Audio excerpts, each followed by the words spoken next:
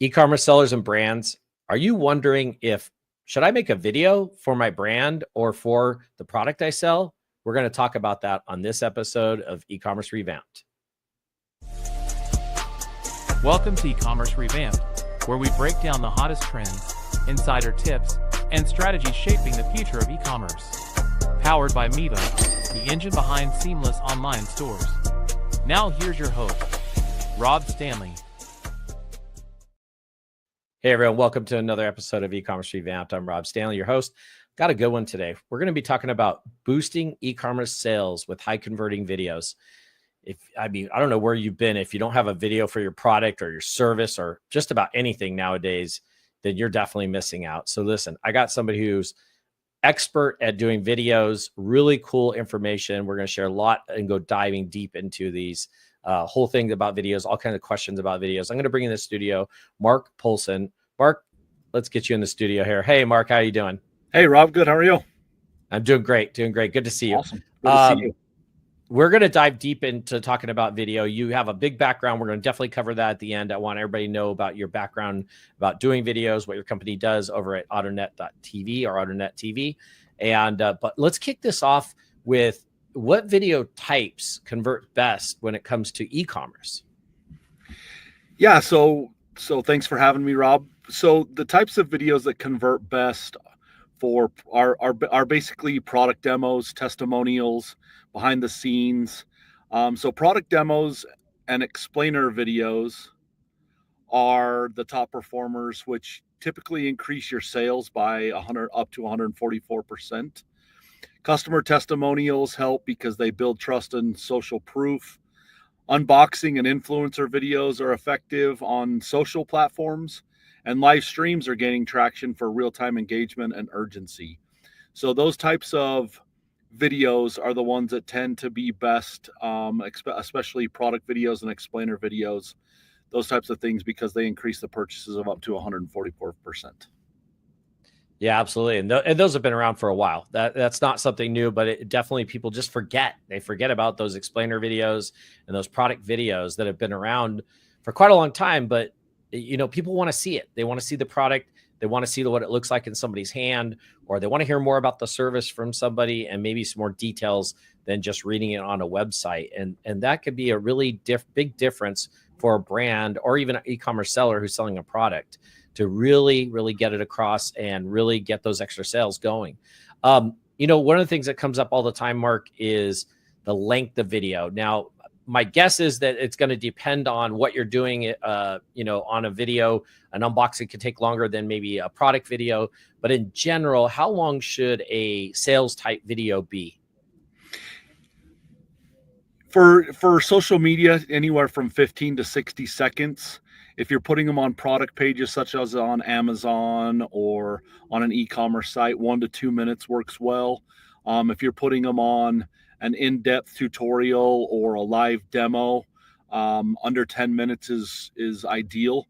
Shorter videos tend to perform better, with 66% of consumers preferring short-form videos to learn about products. That short form video would be fall in that first category for social media, anywhere from 15 to 60 seconds. Yeah, absolutely. Short form videos are taking off. I mean, we got the whole world of TikTok going on. You got Instagram with videos and everything. So the short videos are definitely doing a lot. But you know what? Sometimes those short videos, they're too short. You don't get all the information across, which brings up my next question that I wanted to talk to you about. And that is, what video mistakes hurt conversions most? Like, what are some of the mistakes people are making when they're making some of these videos? Example you just gave was, going maybe too short, but what have you seen, Marc? Yeah, some of the common mistakes are overproduction that feels not authentic. Another big common mistake is the lack of call to action. You have to have call to action in order to get people and entice people to buy your product. Videos that are too long or too short, as you just mentioned, those hurt. Especially videos that are too long and take a long time to get to the point. People's time is valuable, and so they want to get right to the point.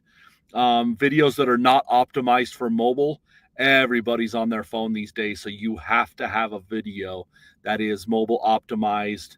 And then another common mistake that businesses made are ignoring the analytics and failing to iterate the points and the features and benefits of their product. Yeah, absolutely. Absolutely. And Mark, when it comes to, and I think you use this term, and I've heard this before, sizzle reel or sizzle video, which I'll have you explain what that is. But when it comes to that, does that help with the performance of their website having some sort of a sizzle video? Yeah, I mean, obviously, a sizzle video is a hit hard, very quick, 60, 90-second video that explains everything about the product, all the features and all the benefits, very video based, energetic, just driving home the point. But if you look at the purpose of why people want video bridges the sensory gap in online shopping to show products in action, build trust, and increase engagement. Consumers retain 95% of a message when they watch it in a video as compared to just 10% when they read text. Additionally, 73% of consumers say they're more likely to purchase after watching a product video. So that 60, 90-second sizzle video, high energy, lots of information, is really what people want to see. That's a high number. 95% retention on a video is huge. And, if people go look in the back, I made a big career about putting how-tos on YouTube that I drove people to my website to get sales and everything. You can go watch other videos on that or other different things I've done talking about it. But I think you brought up a good point here. You're talking about 10% if somebody reads a website or reads information, 95% if, and I know these don't equal 100, but 95% of people are retaining. What we're talking about is retention. Now, what about when it comes to putting captions on a screen? We all seem to be living in this, hey, I'm on the couch, I'm looking at my phone, I'm watching these videos. I don't have the volume on because I'm usually reading the text on the screen. So how important is it to have those captions or text on those videos? That's a great question, Rob. I think, interestingly enough, there are laws that require videos to have closed captioning, and we always advise people to have closed captioning, just because, in the automotive space, especially where we're big, we have videos that are playing behind a service advisor desk, and they don't want any sound, but they're still standing there. And so reading is fine, but they're still watching a video while reading. So because of ADA, there are some rules and regulations in ensuring that it's available for everybody. So we always put closed captioning on videos, but some videos are better with sound. Some videos are better with no sound and closed captioning. As the example I just used behind a service advisor desk, they don't want to hear that playing all day. But in a waiting area, sound is better, and so it's more engaging with sound, obviously. But still putting closed captioning text on the bottom of a video still gets the point across, especially in an area where they don't want sound. Yeah, I agree with you. I mean, I've been to places where I had my car worked on, and it's like, I'd rather hear some soft music, but occasionally I'll look up at the video or the TV basically and see what they got running. And that usually has text going on it. And I'm also curious, I'm sure this has already been test done on this, but if you're 95% retention of watching a video, you add text to that where you're watching and reading it, it's got to be a higher retention rate, I'm sure. And for sure. that would totally make sense. Now we're all kind of living in this world of vertical format, horizontal format videos, depending on what kind of device you're using to watch videos, right? So help me a little bit with how do you optimize videos for mobile shoppers? Is it automatically built in, or is this something you have to do in the back end or something? Help us out with that. Most everybody still wants horizontal, but there is a trend out there for vertical, especially if it's like a digital poster, those types of things. And so, it is kind of just depending on what what the customer ultimately wants. But lots of things that are out there, embedding a video into an email via thumbnail increases click-through rates up to 300%. Social media such as TikTok and Instagram, they drive higher engagements because of the number of users and the format. Product pages help reduce returns by helping customers make informed decisions. And obviously, Miva's very familiar with this, but SEO, video-rich pages rank higher in the search results. But typically, depending on what your use case is, most mobile phones plays vertical and horizontal, just if you choose to flip your phone or not. So the trend is still horizontal, but there is a movement towards vertical depending on what the use case is. Yeah, I like that. That's a great example. And every platform is going to be different on what they require, right? So some are going to require it vertical, some are going to be horizontal, some might just adjust it for you.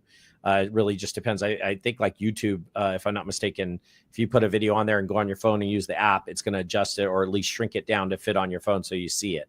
So yeah, great example there, Mark. Listen, we're going to take a quick commercial break. When we come back though, Mark, I'd love you to tell me, you're talking about earlier about, let's say, a showroom and a video running. I wanted you to give us maybe an example of something like that you guys have done for a client, and what kind of increase did they see by having a video versus just clicking the TV on and letting that run. We're going to do that right after this commercial break. Need an e-commerce platform that's as ambitious as you are? Miva empowers your business with seamless design, top-tier features, and the flexibility to scale. For serious growth and a better online experience, it's got to be Miva. Visit miva.com/podcast and start building success today. Yeah, be sure to head on over to miva.com/podcast. Got lots of cool resources over there. You can watch some of the previous videos. We got a lot coming up on that. But right now, we're talking about Boost Ecommerce Sales with high converting videos. And I got Marc Poulsen on from AutoNetTV. And just before the break, Mark, I was asking you to tell us a bit of an example of like a showroom. There's been times I've gone into, let's say, a BMW dealership. They got regular TV playing. And I think it's a missed opportunity, in my opinion, based off knowing you and things I've heard. Why don't you tell us a bit of an example of what you guys have done, let's say, for a showroom, whether it's a dealership or even just a repair shop? Yeah, so there's kind of two sides of the AutoNetTV business. One is obviously the production of all these videos, but the other side is a subscription-based model where we have products that play in a service advisor desk with a digital menu board behind a service advisor desk. We also have a waiting area TV, and this is what I think you're referring to, Rob, is a lobby TV where it plays family-friendly content, no need to have cable or those types of things. And then every 10 minutes, it plays a consumer educational video to educate the consumer about the services that they have. So for example, if your steering wheel shaking, you might need to have your rotors looked at, or you might need to have your brakes adjusted, or you might need an alignment. These types of consumer education videos have really driven ROI in these repair shops up significantly. I mean, we did a study with Chevron a few years ago that putting these videos in the repair shops at their Chevron certified repair shops drove traffic and repair orders up about 300%. Now, that's just an automotive example. A more example that somebody's probably familiar with is a case study that Zappos did that showed adding product videos increased the conversion rate by 6 to 30%, depending on the category that they were looking at Zappos. Similarly, Dollar Shave Club's launch video, when they launched their product, generated 12,000 orders in 48 hours, proving that viral power of well-crafted video. And so there's different scenarios depending on the market that you're in, but I think it's overwhelmingly positive in the favor of having video drives more orders and higher orders, especially in automotive, because that repair order cost goes up because now consumers are educated. They can make a well-informed decision. I'll give you one more quick example. Let's just say that a soccer mom goes in, she needs to have her oil changed. So she goes into a dealership or a repair shop, either one, and says she needs her oil changed. But when they do their multi-point inspection, finds that there's a couple of issues. So she goes to they go to the soccer mom, and the soccer mom is unfamiliar with any of those services. And so she's a little nervous, thinks that the service advisor might just be trying to take her for money. But at the same time, those things need to be fixed. And the service advisor tries to tell her that. So there is a very significant number of repairs that go unperformed every year. And that number is 60 billion. 60 with a B. And that is because there is a massive trust factor between the soccer mom and that service advisor, because the next time she takes her car in, it's a decent likelihood that that service advisor may not even be there anymore. And so they really, it becomes a grudge buy at that point when the service advisor, and between the service advisor and the soccer mom thinks that they're taking her to the cleaners, but the service advisor knows that they need to be fixed based on the multi-point inspection. And video has really helped with that. We integrate with some digital inspection tools, and video has really helped that because it really educates the consumer and helps them make an informed decision.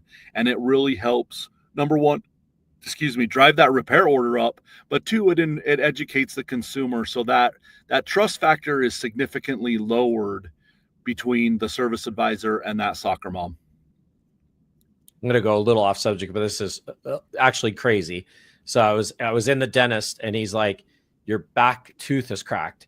And he got the little video camera, shows me live as he's doing it. And I could sure enough see the crack, and I got that fixed already. But it's crazy how the video technology, or the technology nowadays, just is making things so much different. And yeah, it just helps easier. Build that trust factor between Absolutely. you and the repair shop and the service advisor. Absolutely. Listen, we've talked a little bit about short form videos. I want to go, I'll rephrase this a little different, actually, the question. Can short form videos increase repeat purchases? So we know a lot about, it could definitely increase the purchase. Can it get a customer to come back to either buy that product again, assuming it's a consumable, or possibly buy another product? What have you seen on that, Marc? Yeah, I mean, obviously it does help. If you have a call to action running some type of a promotion or special along with that video, short form videos, if they're fast, hard hitting, benefits driven, and engaging, absolutely people will come back and come back and come back. You'll build a following, and people will definitely come back to see what you're doing next. Short form video, I mean, that's what you're seeing with influencers across every product line and every vertical. You're seeing short form video is the way. I mean, that's what, in the education space, that's what teachers want. They want fast, hard hitting, engaging content that teaches the principles of what the teachers are trying to do in a hard hitting, because I don't remember the exact number, but the number of, or the percentage of students' attention rate is very short this day and age. I mean, it's longer as you're older, but kids in elementary school, middle school, and high school, it's within 1 to 2 minute attention span. So you have to make short form video has to be the priority. Yeah, I love that. I'd be surprised if it's even 2 minutes, to be honest. Some of these kids nowadays, but that, not to get into that whole thing, but let's talk a bit about you're talking about the showroom or the dealer or the auto repair place, or even the online. And there could be a couple answers to this, and if you could give us both. How often should e-commerce sellers, or possibly even these auto dealers, refresh their content, their video content? Like, how often do they need to refresh it? That's a great question, Robin. It kind of depends on what the ultimate goal is. I mean, if you're running a wiper blade special because it's going to rain for the next 10 days, you obviously want to do that for 10 days, and then you want to refresh it.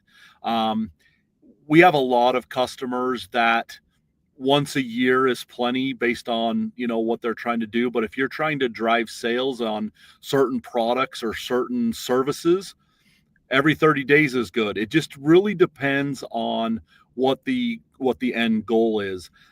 If you're just trying for brand recognition and those types of things, once a year is great. But if it's a new product that you're trying to drive sales and market share, you want to have as many videos out there as possible to help explain features and benefits. So ultimately the answer is it really depends on what your end goal is. Yeah, I love that answer. We're talking about so much about these videos, how well they convert, how well they drive traffic, how well they drive the sales of products and everything.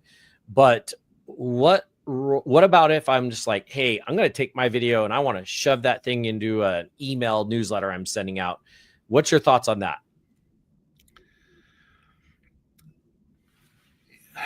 Email is tough. I mean, it's a great tool for communication, but because of the size restrictions that a lot of email servers have, you can't put a video in there. So you have to embed it with a video thumbnail. And as I said earlier, that the click-through rates on those are about 300%. But social media always drives higher engagement and reach just because of TikTok and Instagram, those types of things. Product pages, again, they help reduce the returns for these customers and help make informed decisions. SEO is obviously a big factor in what they're trying to accomplish. So, ultimately, that is really where blasting it out depends on your audience and what you're trying to do. If you're a B2B customer, probably not as important to blast it out as often. If you're a direct to consumer, you obviously want to reach as many as possible in a short amount of time.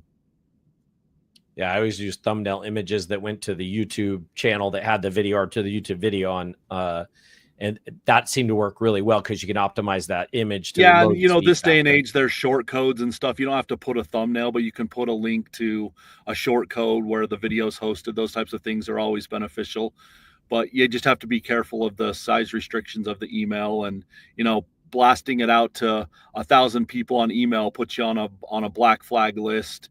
And so you just have to be cautious about who you're sending it to, how often, especially if you use email. That's why social and others are preferred methods of doing that versus email, but email is still effective in a B2B situation. Yeah, you don't want to get on that spam list for sure. Yeah, for sure. So rolling into, we're talking about these videos, and maybe some of the people that are listening or watching this, they might be thinking big budget. How do I compete against these guys? Help out, some of these smaller brands how do they compete against some of these bigger budget people when it comes to videos? Yeah, that's a great question, Rob. There's AutoNetTV, honestly, a shameless plug here, but we can work with any budget. You just need to give us a call. Obviously, this day and age, smartphones are pretty advanced. Most of them can record in 4K. So that's a pretty good option. There are some free tools out there like Canva and CapCut or iMovie that you can use to generate videos. A lot of people do user-generated content that people are happy with. Behind the scenes or founder stories help build authenticity. So those are the kind of things that you can do on a small budget. But, the more professional it is, the better traffic you're going to get. But still, a lot of small people that, only have one or two products or whatever, home video is fine. Just do what works for you, but try to keep it as professional as possible and, make sure that you do it right. Yeah, absolutely. I love that. And that's a good example. I used to tell people the same thing. Use your phone, do a video. It's versus zero video, have a video. Have a video wins. No, yeah, that's absolutely correct. And, start small, and as it grows and you are generating revenue, call AutoNetTV, and at that point, then you're ready for something more professional. So Marc, and I was thinking to myself, okay, there's got to be probably some tools out there that, let's say I want to come to you, I want you to help me with a video, but maybe I kind of want to do like a storyboard or a sample of kind of an idea of how I want it to look. What tools have you seen that people could use that maybe they could get at least something sort of rough cut to say, this is what we're looking to do, have you clean it up and professional it? Yeah, sure. AutoNetTV, again, is a great way to do that. We have a whole process where we have you fill out a creative brief. And then based on that creative brief, we schedule a meeting and we talk about your ideas. And at that point, then we work on, budgets. And then we work on, creating a sample version of what you need. And we just work together and storyboard it and do all those kind of things. But if you're not ready for the professional ranks, there's, again, Canva is a good way to create something semi-professional, but still looking good. CapCut's obviously a good thing. There's products from Adobe out there that help you, or InVideo. That's for content creation. If you're talking about distribution, obviously YouTube, Instagram Reels, TikTok, Facebook. Selling on Amazon and their product pages is a great way. If you're talking hosting and analytics, obviously AutoNetTV can help you there, but there's others like Vidyard or Vimeo or Wistia. Those things are good for hosting and analytics. Live selling, obviously, if you're trying to sell live, Miva is a great place. They can create a great e-commerce site for you that can get you the selling that you need to generate that revenue. Absolutely. Those are great examples for people to use. Big fan of Canva. They've been adding so many features lately with video and AI and all kinds of really crazy stuff. Love using that tool. One of my favorites. Marc, I know we've already talked a bit about AutoNetTV, but before we transition into telling people more about AutoNetTV and the different areas you guys cover, what do you kind of see coming down the road? What's kind of new or trending when it comes to the whole video and people adopting them and everything? What are you seeing coming up? Yeah, that's a great question, Robin. There's some cool things that I think are coming that are going to eventually going to come out and help drive more traffic. And one of those is shoppable videos with embedded links to purchase the product. Obviously, AI is a massive player in all of this, and so AI generated content for personalization and scale is a big thing. Live commerce is going to be a thing that I think you're going to see coming about, where you blend entertainment and sales. Obviously 360 imaging and 360 graphics, virtual reality AR videos for an immersive product experience. You're going to see voice and gesture controlled video shopping as smart devices evolve. If you look at what the Apple Watch Ultra can do, where you just tap your fingers to answer, those types of gesture-based videos with voice and things it's going to be pretty cool in the future to see where things go. But those are the things that I see coming down the pipe over the next few years. I can't wait for this. Some of those are so cool, and they already have a little bit of that. What is it? The Google AR or VR. Yep, AR, goggles. VR, yeah. And don't they have the whole thing now where you could be like courtside at the basketball game or something like that? That stuff's crazy. Yeah, but what you're going to see with that is you're going to see that combined with shoppable products. You're courtside at a basketball game and, one of your favorite players, you decide you want to buy a jersey, you're going to be able to buy that jersey right from that VR experience. So, that's going to be something that's pretty cool, where, you're literally going to be able to do something from something. Yeah, no, that's cool. We're geeking out here. Listen, Marc, tell everybody about AutoNetTV, and also let them know the website, how to get a hold of you, all that stuff. But tell them a little bit more. You guys have a whole bunch of different things you guys do for people. Explain a little bit what you guys do. Yeah, so AutoNetTV started in 2004 with the premise of educating consumers in the automotive space, as we've talked about. Building that trust and, building those relationships, just like any other business wants to do. And so we started with the premise of putting educational content in a repair facility or in a dealership that allows them to play family friendly content, but still educate the consumer on the products and services that they sell in that shop. That's evolved into a whole subscription based model that we have just shy of 18,000 subscribers.